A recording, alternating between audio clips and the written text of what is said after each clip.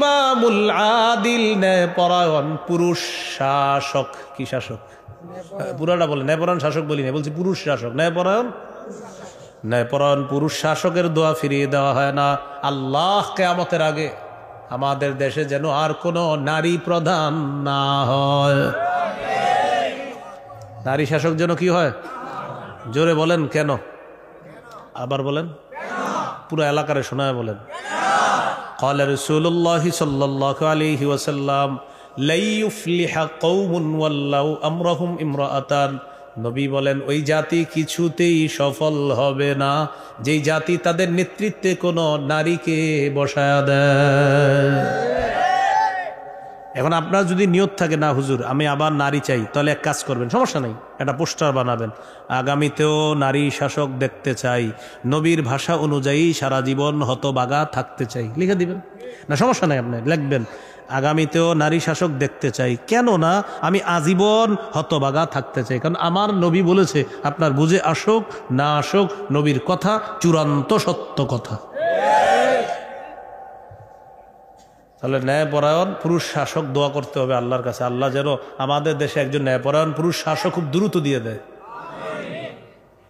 এই জন্য এই দোয়া করবেন। আর ঠিক ঠিক বলার পরে এখান থেকে বের হওয়ার পরে কিছুদিন পরে অনেকে আপনাদের কাছে আসবে, কেউ দিবে 500, কেউ 1000, কেউ 2000, বাস যার যার কাছে ইমানটা বিক্রি করে দিবেন আর ঠিকগুলো এখানে রেখে দিবেন। কি বলেন? এটাও তো একটা পুরা মিজা কথা। তো নাইলে দেখে এদেরকে কে বসায় এটা কোন? আপনারা সবাই তো বলতেছি না, তাহলে আবার জালেম কিভাবে বসে কোনো জালেম? এটা বুঝান আমাদের। কথার কথা আমরা সবাই তো বলি না, তাহলে হাঁটা কে করে? আল্লাহ হেফাজত করেন, দোয়া করেন আল্লাহর কাছে একজন ন্যায়পরায়ণ পুরুষ শাসক যদি হয় সবার জন্য ভালো হবে। শরিয়া আইন আমাদের দেশে যেন চালু হয়। শরিয়া আইন চায় না তারা কোনো না কোনো অপরাধে অপরাধী যারা, শরিয়া আইন চায় না তারা কোনো না কোনো অপরাধে অপরাধী যারা। চোর শরিয়া আইন চাইবে না, হাত কাটা যাবে। জিনা যে করে শরিয়া আইন চাইবে না, ওকে পাথর মারা হবে, ওকে বেত্রাঘাত করা হবে।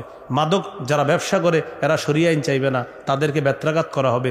এই জন্য কোনো অপরাধী শরিয়া আইন চাইবে না। তাই সুন্দর মতো আপনারা একটা গেঞ্জির পিছনে লিখবেন শরিয়া আইন চায় না তারা কোনো না কোনো অপরাধে অপরাধী যারা, তারা শরিয়া আইন চায় না।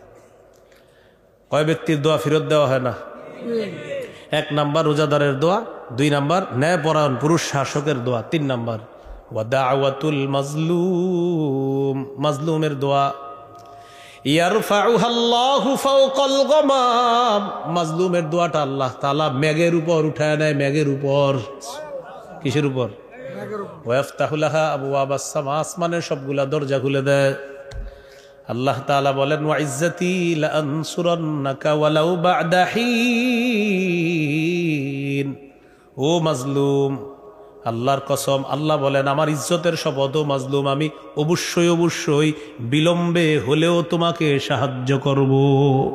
মাজলুম, আমার ইজ্জতের শপথ, আমি বিলম্বে হলেও তোমাকে সাহায্য করব। কত নাম্বার গেল? 17। 18 নাম্বার বলেন নবীজি সমস্ত দায়িত্বশীলদেরকে আদেশ করেছেন, ও দায়িত্বশীল মাজলুমের বদদোয়া থেকে বাঁচো। সব দায়িত্বশীলদেরকে এই কথাটা নবীজি বলেছেন। সহিহ বুখারী 1486 1496 নম্বর হাদিস।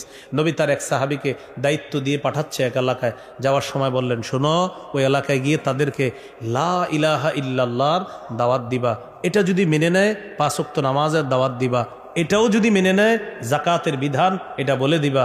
শোনো, তোমাকে যে আমি দায়িত্ব দিয়ে পাঠাইতেছি, তোমার দায়িত্ব যেন তোমাকে জালেম না বানায় আর কাউকে মাজলুম না বানায়। বুঝেন? তোমার দায়িত্ব যেন তোমাকে জালেম না বানায়, কাউকে মাজলুম না বানায়। ইত্তাকি দাওয়াতাল মাজলুম ফাইন্নাহু লাইসা বাইনাদ দাওয়াতি লাইসা দুনাহু ওয়া বাইনাল্লাহি হিজাব। রাসূলুল্লাহ সাল্লাল্লাহু আলাইহি ওয়াসাল্লাম বলেন লাইসা বাইনাহু ওয়া বাইনাল্লাহি হিজাব, মাজলুমের দোয়া আর আল্লাহর মাঝে কোনো পর্দা অবশিষ্ট থাকে না।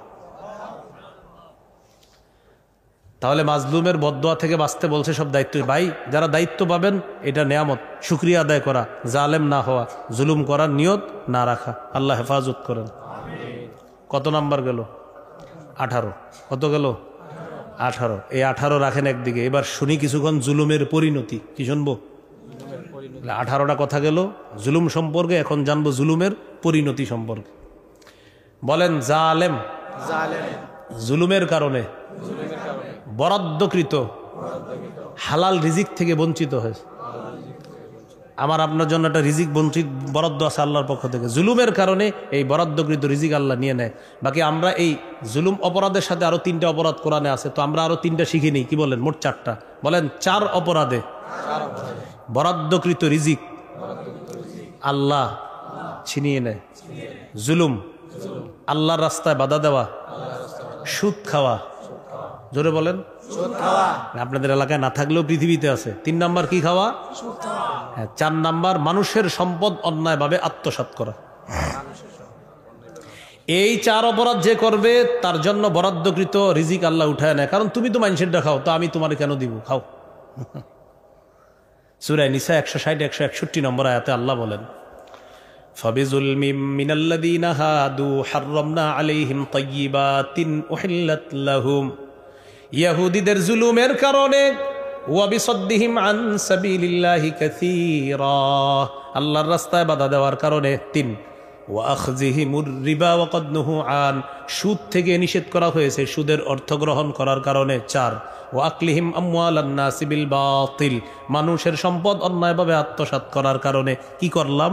হাররামনা আলাইহিম তাইয়্যিবাতিন উহিল্লাত লাহুম, আমি তাদের জন্য বরাদ্দকৃত পবিত্র হালাল রিজিক আমি হারাম করে দিলাম। বলি না আউযুবিল্লাহ।